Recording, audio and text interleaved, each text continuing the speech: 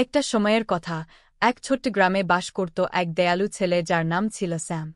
গ্রামটি ছিল এক সুন্দর বন দ্বারা ঘের। স্যাম বনের মধ্যে ঘুরে বেড়াতে আর পশুদের সাথে বন্ধুত্ব করতে খুব ভালোবাসত।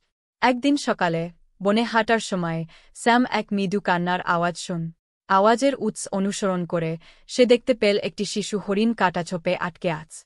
কোনো দ্বিধা না করে স্যাম মৃদু হাতে হরিণটিকে মুক্ত করল আর নরম কথায় তাকে শান্ত করতে লাগল। কৃতজ্ঞ হরিণটি, যার নাম ছিল ডটি, স্যামের হাতে মুখ ঘষে কৃতজ্ঞতা প্রকাশ কর। স্যাম নিশ্চিত করল যে ডটি নিরাপদ এবং আঘাতহীন আছে, তারপর তার হাঁটা চালিয়ে গেল।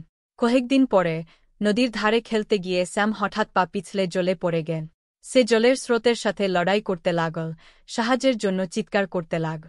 হঠাৎ সে অনুভব করল একটি শক্ত হাত তার জামা ধরে টানছে। সেটা ছিল ডটি আর তার প্রাণী বন্ধু, বেনি বিভার, রোজি খরগোশ আর অলিভার পেচ। সবাই মিলে স্যামকে নিরাপদে টেনে তুল। নিঃশ্বাস ফেলতে ফেলতে স্যাম তার প্রাণী বন্ধুদের ধন্যবাদ জানান। সে উপলব্ধি করল দয়া ও অন্যদের সাহায্য করার গুরুত্ব।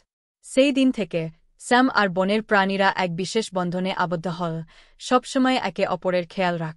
এভাবেই গ্রামবাসীরা শিখল যে দয়া এবং বন্ধুত্ব সবচেয়ে শক্তিশালী এবং সবচেয়ে সুন্দর সম্পর্ক গড়ে তুলতে পারে।